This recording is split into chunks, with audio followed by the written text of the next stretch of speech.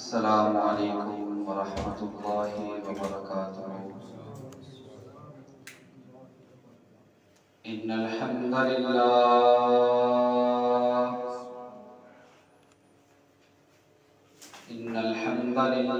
نحمده ونستعینه ونستغفره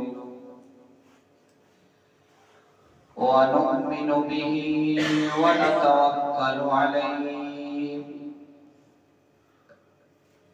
ونعوذ باللہ من شرور انفسنا ومن سیئات اعمالنا،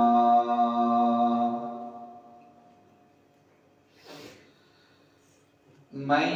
يهده الله فلا مضل له ومن يضلله فلا هادي له، وأشهد أن لا إله إلا الله وحده لا شريك له، وأشهد أن محمدًا عبده ورسوله، إن الله وملائكته يصلون على النبي، يا أيها الذين آمنوا صلوا عليه وسلموا تسليما، اللهم صل على محمد وعلى آل محمد كما صليت على إبراهيم وعلى آل إبراهيم إنك حميد مجيد، اللهم بارك على محمد وعلى آل محمد كما باركت على إبراهيم وعلى آل إبراهيم إنك حميد مجيد،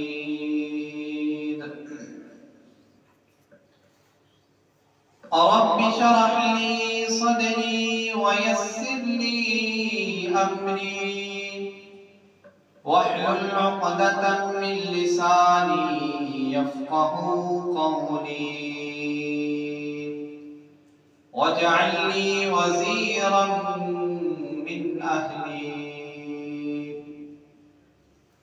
رب زدني علما رب زدني علما، أما بعد فأعوذ بالله السميع العليم من الشيطان الرجيم، بسم الله الرحمن الرحيم، يا أيها الناس اتقوا ربكم الذي خلقكم من نفس واحدة وخلق منها زوجها وبث منهما رجالا كثيرا ونساء، واتقوا الله الذي تساءلون به والأرحام، إن الله كان عليكم رقيبا، أما بعد فإن أحسن الكلام كلام الله، وخير الهدي هدي محمد صلى الله عليه وآله وسلم، وشر الأمور محدثاتها وكل محدثة بدعة وكل بدعة ضلالة وكل ضلالة في النار. قال الله تعالى في القرآن المجيد والفرقان الحميد: لقد كان لكم في رسول الله أسوة حسنة. یا الہی جب تک میرے جسم میں جان رہے میری یہ تمنا ہے کہ میرے لب پہ تیرا قرآن رہے، اور یہ تمنا ہے کہ اس دنیا میں کوئی کام کر جاؤں، اگر توفیق ملے تو خدمت اسلام کر جاؤں۔ الہی تو رحیم ہے، تو کریم ہے، الہی تو رحیم ہے، تو کریم ہے، مولا تیری شان سب سے عظیم ہے۔ تو کرم اپنا عطا مولا، تو کرم اپنا عطا مولا، تیرے کرم پہ ہم کو یقین ہے۔ قسم کی حمد و ثنا، تمام قسم کی تعریفات، تمحیدات، تسبیحات اللہ وحدہ لا شریک کی بابرکت ذات کے لیے خاص اور مختص ہیں، جو کل کائنات کا خالق، مالک، رازق اور قابض ہے۔ لاکھوں کروڑوں درود و سلام امام الانبیاء، حبیب کبریاء، پیارے پیغمبر جناب محمد رسول اللہ صلی اللہ علیہ وآلہ وسلم کی ذات اقدسہ، مطہرہ، مشرفہ، مکرمہ۔ اللہ کی حمد و ثنا اور درود و سلام کے بعد رحمت اور بخشش کی دعا آل رسول، اہل بیت، اصحاب رسول رضوان اللہ علیہم اجمعین، تابعین اعظام، ائمہ اربع، ائمہ حدیث، اولیاء دین، علماء دین، بزرگان دین رحمہم اللہ تعالیٰ کے لیے، اور دعا ہے کہ اللہ جل جلالہ میری اور آپ سب کی جمعۃ المبارک کی حاضری اپنی بارگاہ میں قبول اور منظور فرما لے۔ سن سنا کر اللہ رب العزت کی ذات مجھے اور آپ سب کو عمل کی توفیق عطا فرمائے۔ دعا ہے اے اللہ جو بیمار ہیں انہیں اپنی رحمت کے ساتھ شفائے کاملہ عاجلہ عطا فرما، جو پریشان حال ہیں ان کی پریشانیوں کو دور فرما، جو بے روزگار ہیں انہیں نیک حلال رزق عطا فرما۔ واجب الاحترام بزرگوں، دوستوں، بھائیوں، نوجوان ساتھیوں، نہایت ہی ادب و احترام کے لائق میری اسلامی روحانی ماں اور بہنوں، نبی مہربان صلی اللہ علیہ وآلہ وسلم ہمارے لیے آئیڈیل اور نمونہ بن کر آئے۔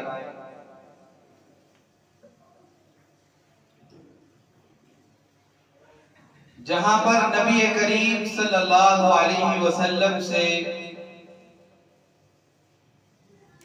محبت کرنا یہ ہمارے ایمان کا حصہ ہے، وہاں پر نبی اکرم صلی اللہ علیہ وسلم کی اطاعت ہر مسلمان پر لازمی اور ضروری ہے۔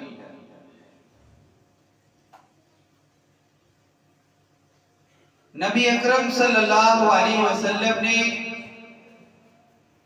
ہماری ہر معاملے کے اندر رہنمائی فرمائی ہے۔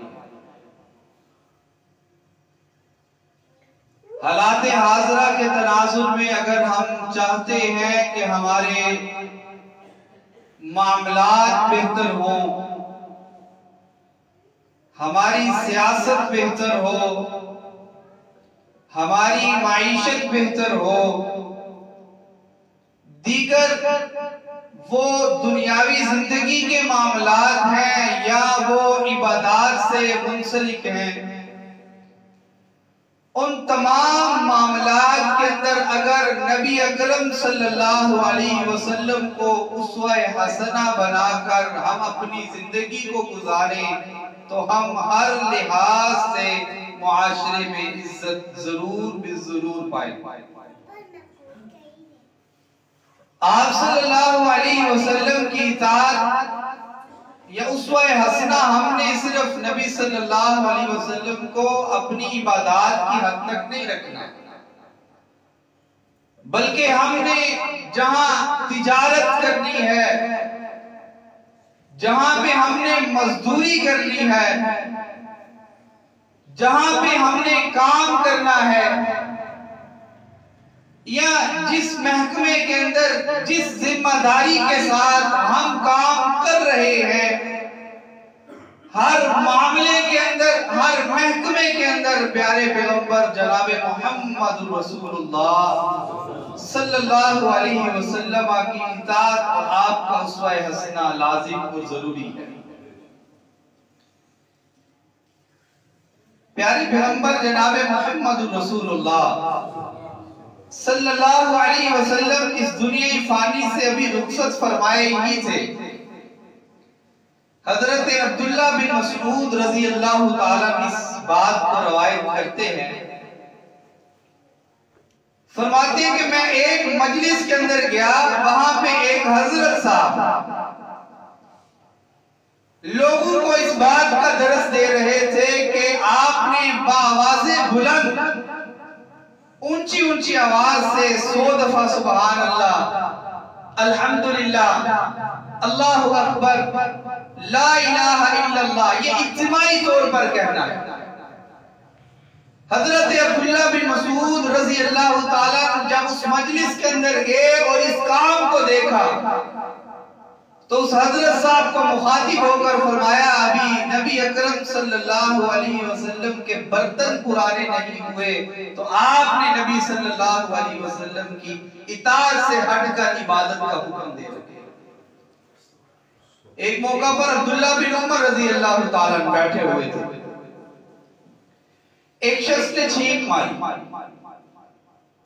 چھینک جب آئے تو الحمدللہ کہنا ہے، سننے والے نے یرحمک اللہ کہنا ہے، پھر چھینک والے نے یہدیکم اللہ ویصلح بالکم کہنا ہے۔ عبداللہ بن عمر بیٹھے ہوئے ہیں، اس شخص کو چھینک آئی، اس نے کہا الحمدللہ والصلاة والسلام علی رسول اللہ۔ ایک عظیم جملہ ہے، نبی اکرم صلی اللہ علیہ وسلم پہ درود بھیجنا،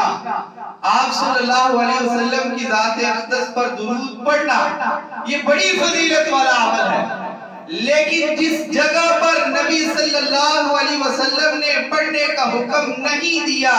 اگر میں اس جگہ پہ درود پڑھوں گا تو مجھے اس کا فائدہ نہیں ہوگا۔ اس لیے ہر معاملے کے اندر، وہ عبادت ہو، وہ معاملات ہوں، ہم نے نبی اکرم صلی اللہ علیہ وسلم کی اطاعت کرنی ہے۔ اسی تناظر میں ہم نے اس عنوان کا انتخاب کیا ہوا ہے کہ نبی اکرم صلی اللہ علیہ وسلم کی معاشرتی زندگی اور ہمارا رویہ۔ اس حوالے سے نبی اکرم صلی اللہ علیہ وسلم کی جو زندگی کے اہم پہلو تھے اور آپ صلی اللہ علیہ وسلم کس انداز سے معاشرتی زندگی گزارتے تھے، گزشتہ 2 خطبات میں ہم نے چند گزارشات پڑھی تھی، سنی تھی، سنائی تھی۔ انشاءاللہ العزیز آج بھی اسی حوالے سے چند نبی اکرم صلی اللہ علیہ وسلم کی معاشرتی زندگی کے حوالے سے گزارشات ہم پڑھیں۔ نبی اکرم صلی اللہ علیہ وسلم کی شان سب سے اعلیٰ ہے، اور آپ صلی اللہ علیہ وسلم جیسی مقام، آپ صلی اللہ علیہ وسلم جیسا مقام، رفعت اور بلندی کسی شخص کی ہو ہی نہیں سکتی۔ لیکن آپ صلی اللہ علیہ وسلم پڑوسیوں کے ساتھ حسن سلوک کیا کرتے تھے۔ آپ صلی اللہ علیہ وسلم اپنے پڑوسیوں کے ساتھ محبت سے پیش آیا کرتے تھے۔ آپ صلی اللہ علیہ وسلم جہاں پہ عزیز و اقارب کو صلہ رحمی میں اول نمبر پر رکھا کرتے تھے، وہاں پہ نبی اکرم صلی اللہ علیہ وسلم نے پڑوسیوں کے حقوق کو بھی بیان کیا۔ ہماری عائشہ رضی اللہ تعالی عنہا ارشاد فرماتی ہیں کہ ایک دن نبی اکرم صلی اللہ علیہ وسلم یہ ارشاد فرمانے لگے کہ مجھے ڈر محسوس ہونے لگا تھا کہ جبرائیل علیہ السلام بار بار تشریف لاتے ہیں اور ہمسائے کے حوالے سے مجھے نصیحت کرتے ہیں، مجھے اللہ کا حکم بتاتے ہیں۔ مجھے ڈر محسوس ہونے لگا تھا کہ کہیں اللہ رب العزت کی ذات پڑوسی کو وراثت کا حقدار نہ بنا۔ اور ایک صحابی رسول فرماتے ہیں نبی اکرم صلی اللہ علیہ وسلم نے فرمایا کہ اپنے گھر کے اندر جو سالن بناتے ہو اس کا شوربہ جو ہوتا ہے ذرا زیادہ بنایا کرو، تاکہ اگر آپ کے آس پاس کوئی ایسا شخص موجود ہو جسے کھانے اور سالن کی ضرورت ہو، آپ اس تک پہنچا سکیں۔ یہ نبی صلی اللہ علیہ وسلم کی معاشرتی زندگی ہے۔ اب میں نے اور آپ نے اپنا جائزہ لینا ہے کہ میرا پڑوسیوں کے ساتھ کس طرح کا سلوک ہے۔ آج تو ایک اینچی جگہ پہ ہماری پڑوسیوں کے ساتھ جنگ شروع ہو جاتی ہے۔ آج تھوڑے سے معاملے کی پانی کی وجہ سے جب بارش آتی ہے، اس وجہ سے ہماری سالہ سال سے لڑائیاں ہوتی آ رہی ہیں۔ یہ ہمارا رویہ ہے۔ سلف صالحین میں سے میں ایک واقعہ پڑھ رہا تھا، اللہ تعالیٰ ان کی قبر پر کروڑوں رحمتوں کا نزول فرمائے۔ چھوٹا سا گھر تھا ان کے پاس، اس گھر کے اندر ساتھ والا جو ہمسایہ تھا اس کا گندا پانی تھوڑا بہت گرتا تھا، لیکن وہ ہمارے بزرگ پتہ کیا کرتے تھے، انہوں نے جا کے اس کے گھر میں دستک نہیں دی کہ اپنا یہ بندوبست بہتر کرو، بلکہ ساری زندگی وہ ایک برتن اس کے نیچے رکھتے تھے اور صبح سویرے سورج نکلنے سے پہلے اس پانی کو باہر دور جا کے گرایا۔ لیکن جب زندگی کے آخر میں ایام آئے تو وہ بزرگ اس کے گھر میں گئے، جا کے دستک دی اور صرف اس کو یہ بات کہی کہ میرے بھائی میرے چلے جانے کے بعد یہاں پہ کون آئے مجھے اس بات کا علم نہیں، وہ آپ کے ساتھ کس طرح کا رویہ کرتا ہے مجھے اس بات کا علم نہیں، میں نے یہ کام ساری زندگی اللہ کی رضا کے لیے کیا ہے، اس لیے اب مجھے اپنی زندگی کا نہیں پتا، میں جس حالت میں جس حال میں ہوں آپ سے یہ گزارش کرتا ہوں کہ آپ اپنے اس معاملے کو درست کریں۔ نبی اکرم صلی اللہ علیہ وسلم نے اتنے اچھے انداز سے نصیحت فرمائی ہوئی تھی کہ صحابہ کرام، تابعین، محدثین اور سلف صالحین رحمہم اللہ تعالی اپنی زندگی کو نبی اکرم صلی اللہ علیہ وسلم کے اسوہ حسنہ کے مطابق گزارا کرتے ہیں۔ لیکن آج ہمسائے سے ناراض ہیں، آج ہمارے معاملات ہی تبدیل ہو چکے اور ہم چاہتے ہیں کہ ہمارا معاشرہ بدلے۔ معاشرہ میرے عزیزوں اس وقت تک نہیں بدل سکتا جب تک ہماری زندگی کے اندر نبی اکرم صلی اللہ علیہ وسلم کا اسوہ حسنہ شامل نہیں ہو۔ آپ صلی اللہ علیہ وسلم نے معاشرتی زندگی کو، یا ہم نبی صلی اللہ علیہ وسلم سے زیادہ رفعت اور بلندی والے ہیں، ہمارا زیادہ مقام اور رتبہ ہے۔ نبی صلی اللہ علیہ وسلم یہاں تک ہمسایوں کے ساتھ، اور ہم مشہور بھی ہے نا کہ ہمسایہ ماں جایا ہوتا ہے، سگے بھائی کی طرح ہوتا ہے، لیکن آج ہمارے نظریات، آج ہماری نظریں، آج ہماری باتیں، آج ہمارے کلام، آج ہماری گفتگو، آج ہمارے جو مجالس اور مجلسیں آپس میں بیٹھتی ہیں وہ غیبت اور چغل خوری کے اندر ہم سب سے پہلے اپنے ہمسائے کو لے کر آتے ہیں، پھر ہماری اگلی بات ہوتی ہے۔ یہ نبی صلی اللہ علیہ وسلم کا رویہ نہیں تھا، یہ نبی صلی اللہ علیہ وسلم کی تربیت نہیں۔ اگر ہم امت مسلمہ کے ساتھ تعلق رکھتے ہیں اور ہم نے اشہد ان لا الہ الا اللہ و اشہد ان محمد رسول اللہ کا اقرار کیا ہوا ہے، تو نبی اکرم صلی اللہ علیہ وسلم کی تعلیمات کے مطابق ہمیں ہمسایوں کے ساتھ عمدہ اور بہترین سلوک کرنی چاہیے۔ دوسری بات، نبی اکرم صلی اللہ علیہ وسلم کتنی رفعت اور کتنی بلندی والے،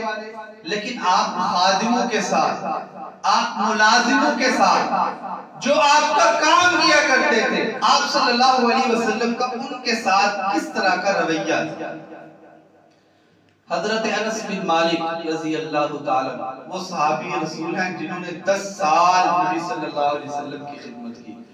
فرماتے ہیں میں 10 سال نبی صلی اللہ علیہ وسلم کے ساتھ رہا۔ زندگی گزارتے یہی ہوتا ہے نا، بسا اوقات بندہ مشکلات کی وجہ سے ڈپریشن میں آ جاتا ہے، زندگی گزارتے ہوئے بسا اوقات انسان کا نقصان ہو تو انسان سے کوئی بات ہی سیدھی طرح نہیں ہوتی، زندگی گزارتے ہوئے مالی طور پر، جانی طور پر اگر کوئی نقصان ہو جائے تو ہمارا رویہ تبدیل ہو جاتا ہے، لیکن نبی اکرم صلی اللہ علیہ وسلم کے حوالہ سے انس بن مالک رضی اللہ تعالیٰ فرماتے ہیں میں نے نبی صلی اللہ علیہ وسلم کی 10 سال خدمت کی ہے، میں نے 10 سالوں کے اندر نبی صلی اللہ علیہ وسلم کی زبان سے اف تک کا بھی لفظ نہیں تھا سنا۔ یہ آپ صلی اللہ علیہ وسلم اپنے خادموں کے ساتھ، آپ صلی اللہ علیہ وسلم کی جو خدمت کیا کرتے تھے، اللہ اکبر۔ ایک حدیث مبارکہ مجھے یاد آئی، نبی اکرم صلی اللہ علیہ وسلم ایک جنگ کے موقع پہ تھے، نبی اکرم صلی اللہ علیہ وسلم کا ایک خادم، آپ کی خدمت کرنے والا، نبی صلی اللہ علیہ وسلم کے پاس تشریف لایا جو آپ کے لیے وضو کا پانی لے کر آیا کرتا تھا۔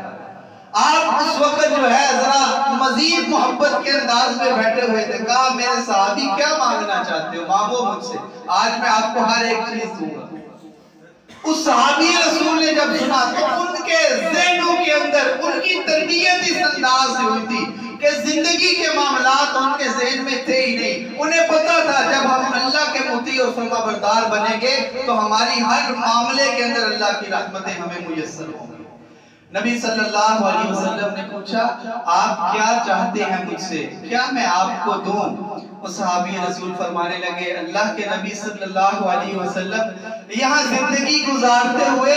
جب ہمیں آپ کی رفاقت چاہیے ہم اپنے گھر کو چھوڑ کر آپ کی خدمت اقدس میں پیش ہو جاتے ہیں، جب ہم نے آپ کے نورانی چہرے کو دیکھنا ہو ہم اپنے گھر کو چھوڑ کر مسجد نبوی میں آ جاتے ہیں اور آپ کے چہرے پر انوار کا دیدار کر کے اپنے دل اور اپنے دماغ اور اپنی جان کو تسکین پہنچاتے ہیں۔ اے اللہ کے نبی صلی اللہ علیہ وسلم میں آپ سے مانگتا ہوں تو یہ مانگتا ہوں کہ مجھے جنت میں آپ کی رفاقت مل جائے۔ کتنی عظیم بات مانگی،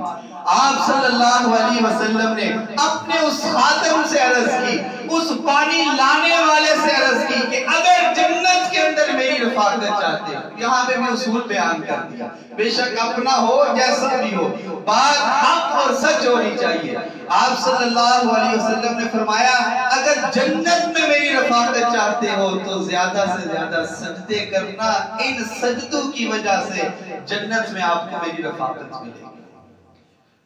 یہ نبی اکرم صلی اللہ علیہ وسلم کا اپنے خادموں کے ساتھ، اپنے خدمت گزاروں کے ساتھ تعلق تھا۔ ایک موقع پر ایک شخص آیا اور آ کر پوچھا اللہ کے نبی صلی اللہ علیہ وسلم میں اپنے خادم کو، اپنے نوکر کو دن میں کتنی بار معاف کروں؟ غلطی ہو جاتی ہے جہاں بھی انسان کام کرتا ہے۔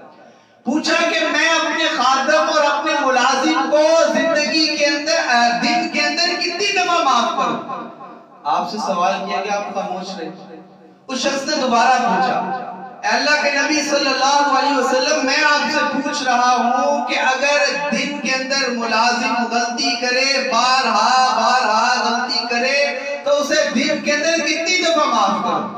نبی اکرم صلی اللہ علیہ وسلم نے زبان نبوت سے ارشاد فرمایا ایک دن کے اندر اپنے ملازم کو 70 بار بھی معاف کرنا پڑے تو اسے معاف کرنا ہے، یعنی کہ سختی کا معاملہ نہیں کرنا۔ اور پھر نبی صلی اللہ علیہ وسلم نے اپنے صحابی رسول کو کہا کہ جب آپ کا خادم، جب آپ کا ملازم آپ کے لیے کھانا لے کر آئے، جب آپ کے لیے کھانا لے کر آئے تو کیا کرنا ہے آپ نے؟ آپ اگر اسے اپنے ساتھ بٹھا کے کھلا نہیں سکتے تو اس میں سے چند لقمے اسے عطا کر دینا تاکہ اس کو یہ خوشی تو محسوس ہو کہ میرا مالک میرے ساتھ اتنی محبت کرتا ہے۔ نبی اکرم صلی اللہ علیہ وسلم کی محبتی خادموں کے ساتھ آپ سوشل میڈیا کے ذریعے دیکھتے ہوں گے کہ بڑے بڑے لوگ اپنے آپ کو کہنے والے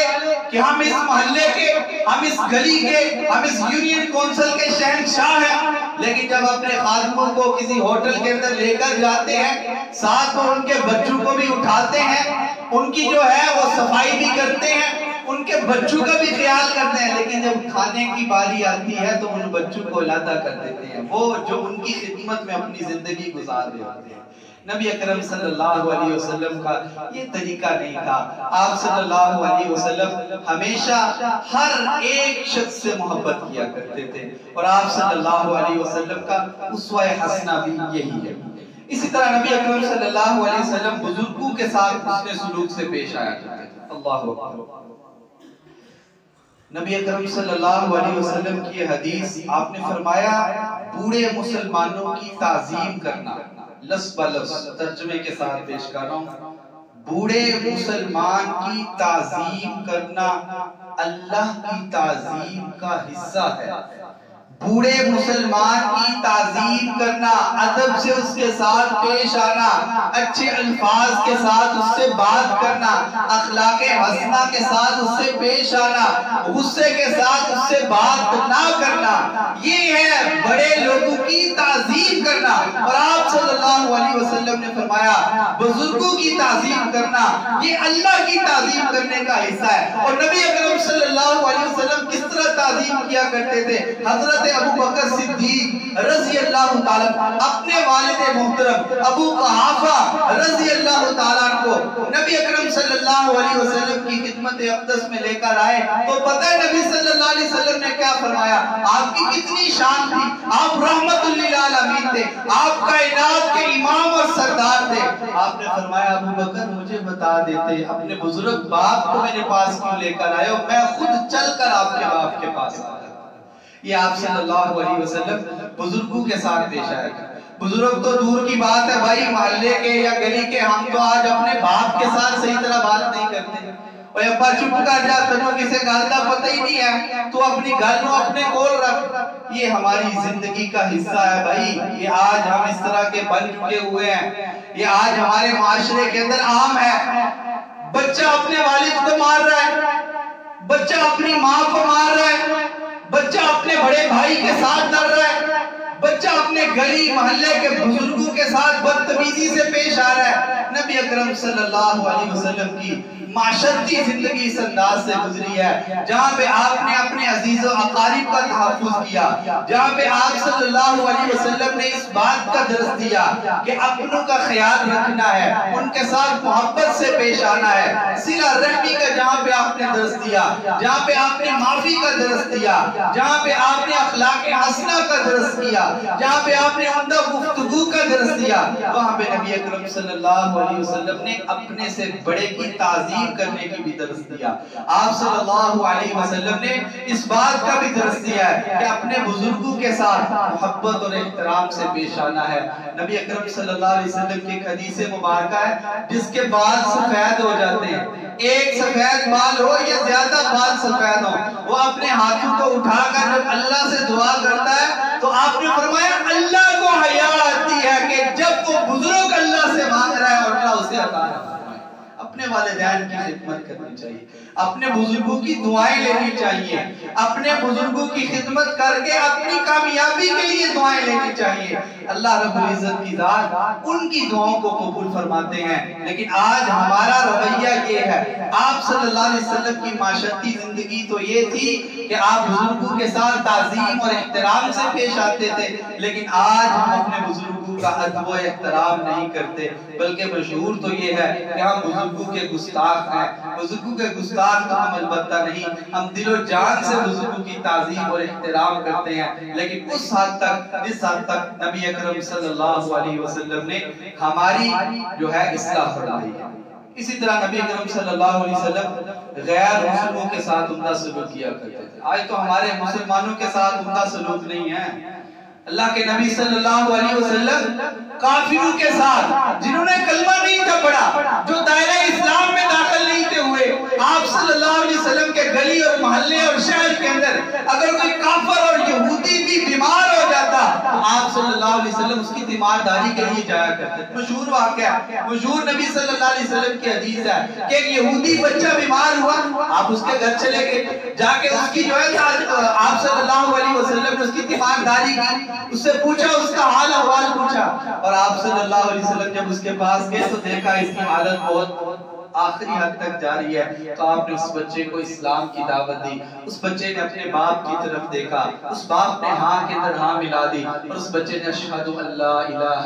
الا اللہ و اشہد ان محمدا عبدہ و رسولہ پڑھ لیا، اور آپ صلی اللہ علیہ وسلم نے اللہ کا شکر ادا کیا کہ جہنم کی آگ سے بچ گیا۔ بات بتانے کا مقصد یہ ہے کہ آپ صلی اللہ علیہ وسلم بزرگوں کے ساتھ، ہمسایوں کے ساتھ، معاشرتی زندگی کے اندر، ہر معاملے کے اندر آپ صلی اللہ علیہ وسلم نے اخلاق حسنہ کا درس دیا ہے، اور نبی اکرم صلی اللہ علیہ وسلم سے محبت کا درس ہمارے پاس سے صرف یہی ہے کہ ہم نبی اکرم صلی اللہ علیہ وسلم کی اطاعت اور فرما برداری کریں۔ اگر ہمارے دلوں کے اندر کسی بھی معاملے کے اندر اپنے بڑوں کے بارے میں، اپنے ہمسایوں کے بارے میں، اپنے عزیز و اقارب کے بارے میں کسی قسم کا بغض اور کینہ موجود ہے، ہم اللہ کی رضا کے لیے انہیں معاف کر دیں اور محبت کے ساتھ اپنی زندگی کو گزاریں، اسی محبت کے ساتھ اس دنیا سے چلے جائیں، تاکہ جب آپ اس دنیا سے جائیں آپ کا نام ہمیشہ روشن رہے۔ ہمیشہ نام روشن رکھنے کے لیے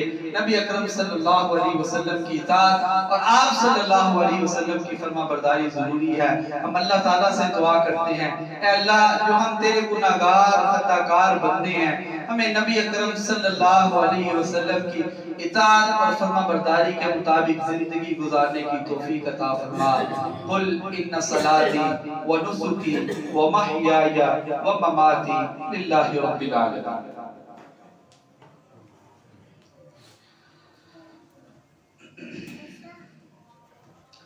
إن الحمد لله نحمده ونستعينه ونستغفره ونؤمن به ونتوكل عليه ونعوذ بالله من شرور أنفسنا ومن سيئات أعمالنا من يهده الله فلا مضل له ومن يضلل فلا هادي له وأشهد أن لا إله إلا الله وحده لا شريك له وأشهد أن محمدا عبده ورسوله اللهم صل على محمد وعلى آل محمد كما صليت على إبراهيم وعلى آل إبراهيم إنك حميد مجيد اللهم بارك على محمد وعلى آل محمد كما باركت على إبراهيم وعلى آل إبراهيم إنك حميد مجيد ربنا ظلمنا أنفسنا وإن لم تغفر لنا وترحمنا لنكونن من الخاسرين ربنا فاغفر لنا ذنوبنا وكفر عنا سيئاتنا وتوفنا مع الأبرار ربنا هب لنا من أزواجنا وذرياتنا قرة أعين واجعلنا للمتقين إماما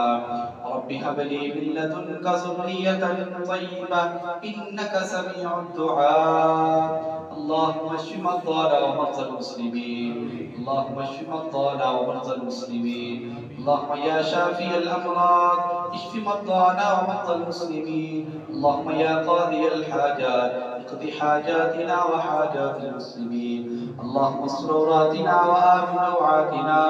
اللهم إنك عفو تحب العفو فاعف عنا.